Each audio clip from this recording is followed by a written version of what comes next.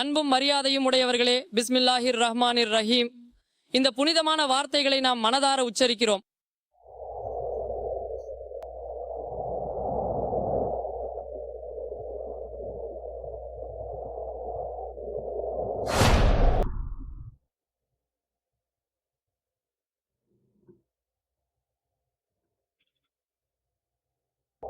பிஸ்மில்லாஹிர் ரஹ்மானிர் ரஹீம்.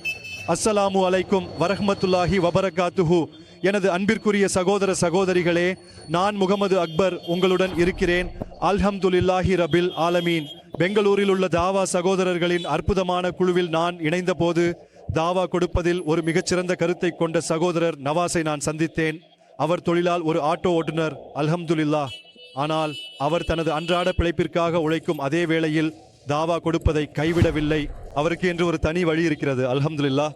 அவருக்கு என்று ஒரு தனி பாணி இருக்கிறது, அவருக்கு என்று சொந்த கருத்துக்கள் உள்ளன. எனவே இது உண்மையிலேயே அற்புதமானது. இது உண்மையில் ஒரு ஆட்டோ ரிக்ஷா. இதில் அவர் பல்வேறு நபர்களை சந்திக்கிறார். மேலும் அவர் அவர்களை நகரின் வெவ்வேறு இடங்களிலிருந்து ஏற்றி வெவ்வேறு இடங்களில் இறக்கி விடுகிறார்.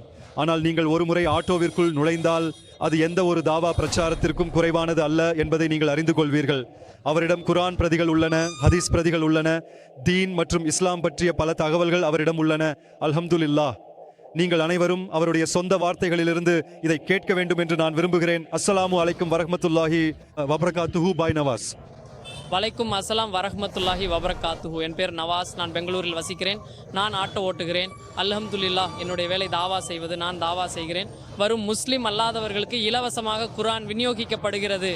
ஏனென்றால் இந்த குரானின் செய்தியை நாம் உலகின் மூலை முடுக்கெல்லாம் கொண்டு செல்ல வேண்டும் என்று நபி ஸல்லல்லாஹு அலைஹி வஸல்லம் அவர்கள் கூறியுள்ளார்கள். அதனால் நான் இப்படி ஏதாவது செய்ய வேண்டும் என்று நினைத்தேன். அதன் மூலம் எனது தொழிலும் நடக்கும், அதே நேரத்தில் இஸ்லாமிய தீன் பணியும் நடக்கும். அல்லாஹ் நம்மை போன்ற பாவிகளிடமிருந்து தீன் பணியை வாங்குவது அல்லாஹ்வின் பேரருள். இது அல்லாஹ்வின் மிகப்பெரிய கருணை. கடந்த 3 ஆண்டுகளாக நான் இந்த வேலையை செய்து வருகிறேன். இதற்கு நல்ல வரவேற்பு உள்ளது. எனது வாகனத்தில் நீங்கள் பார்த்திருக்கலாம், 29 இன்ச் LED டிவி உள்ளது. இதிலும் நான் குரான் நிகழ்ச்சிகளை போடுகிறேன். இதன் மூலம் முஸ்லிம் அல்லாதவர்களுக்கு இறை வசனம் என்ன, குரான் என்றால் என்ன என்பது சென்றடையும். அல்லாஹ்வை அறிமுகப்படுத்துகிறேன், நபியை அறிமுகப்படுத்துகிறேன். இதன் மூலம் இஸ்லாம் என்றால் என்ன என்பதை அவர்கள் தெரிந்து கொள்வார்கள். அல்ஹம்துலில்லாஹ். என்னிடம் கன்னடம், ஆங்கிலம், உருது என அனைத்து மொழிகளிலும் துண்டு பிரசுரங்கள் உள்ளன. அனைத்தையும் இலவசமாக விநியோகிக்கிறேன். அல்ஹம்துலில்லாஹ். வேலை நடந்து கொண்டிருக்கிறது. இது அல்லாஹ்வின் கருணை. மேலும் நான் முக்கியமாக சொல்ல விரும்புவது என்னவென்றால், இந்த குரான் முஸ்லிம்களுக்கு மட்டுமல்ல, ஒட்டுமொத்த மனித குலத்திற்காகவும் இறக்கப்பட்டது. எனவே இந்த குரானின் செய்தியை நாம் அனைவருக்கும் வழங்க வேண்டும். நாம் தொழுகிறோம், நோன்பு நோக்கிறோம், ஜகாத் கொடுக்கிறோம், ஹஜ் செய்கிறோம். இதன் மூலம் நாம் நல்ல முஸ்லிம்கள் என்று நினைக்கிறோம். ஆனால் இல்லை, நாம் இந்த குரானின் செய்தியை மற்றவர்களுக்கு கொடுக்கும் பொழுதுதான் சிறந்த முஸ்லிம்களாக மாற முடியும். அப்பொழுதுதான் நாம் முழுமையான முஸ்லிம்களாக இருக்க முடியும். நான் அனைவருக்கும் இதைத்தான் சொல்ல விரும்புகிறேன். மறுமை நாளில் நம்முடைய அண்டை வீட்டில் இருக்கும் முஸ்லிம் அல்லாதவர், இவர் எனக்கு அருகில் இருந்தார், உலகத்துக்கு பிரச்சாரம் செய்தார், ஆனால் எனக்கு ஒருபோதும் தீன் அழைப்பு சொல்லவில்லை, இறைவா இவரையும் என்னுடன் நரகத்தில் தள்ளு, இவரே காரணம் என்று சொல்லக்கூடாது. அப்படி நடக்காமல் இருக்க எந்த முஸ்லிம் அல்லாதவரும் நம்மிடமிருந்து விடுபடக்கூடாது. நம்முடைய வேலை மக்களுக்கு செய்தியை சொல்வது மட்டுமே நேர்வழி காட்டுபவர் அல்லாஹ். உதாரணமாக, உங்கள் போனில் 100 ரூபாய் டாக் டைம் என்று ஒரு செய்தி வந்தால் அதை படித்துவிட்டு வைத்துக் கொள்வது பயனில்லை. ரீசார்ஜ் செய்தால்தான் பயன் கிடைக்கும். அதுபோல நம்முடைய வேலை செய்தியை சொல்வது, அவர்கள் ஏற்றுக்கொண்டால் அவர்களுக்கு வெற்றி. அல்லாஹ் யாருக்கும் அநீதி செய்ய மாட்டேன் என்று கூறுகிறான். மனிதன் தனக்குத்தானே அநீதி இழைத்துக் கொள்கிறான். எனவே நான் எல்லோரிடமும் இதைத்தான் சொல்ல விரும்புகிறேன். இந்த குர்ஆனின் செய்தியை நாம் உலகின் மூலை முடுக்கெல்லாம் கொண்டு செல்ல வேண்டும். அல்லாஹ் நம் மூலம் இந்த பணியை செய்கிறான். இப்பொழுது நாம் அலுவலகத்தில் இருக்கிறோம். பலர் பொறியாளர்களாக இருக்கிறார்கள். அவர்கள் அனைவருக்கும் அண்டை வீட்டார் இருக்கிறார்கள். நாம் அல்லாஹ்வை அறிமுகப்படுத்த வேண்டும். அவர்கள் காஃபிர்கள் என்று நாம் சொல்லக்கூடாது. அவர்கள் நம்ம என்ன சொல்வார்கள் என்று கவலைப்படக்கூடாது. என்னிடம் கூட முஸ்லிம் அல்லாதவர்கள் அமரும் போது மக்கள் கேட்கிறார்கள், அவர்கள் உன்னை திட்டுவதில்லையா, உன்னிடம் எதுவும் சொல்வதில்லையா என்று. நான் சொல்றேன், பயப்பட வேண்டிய ஒரே சக்தி அல்லாஹ் மட்டும்தான். நாம் பயப்பட தேவையில்லை. மேலும் நாம் வழங்கும் செய்தி தவறானது அல்ல.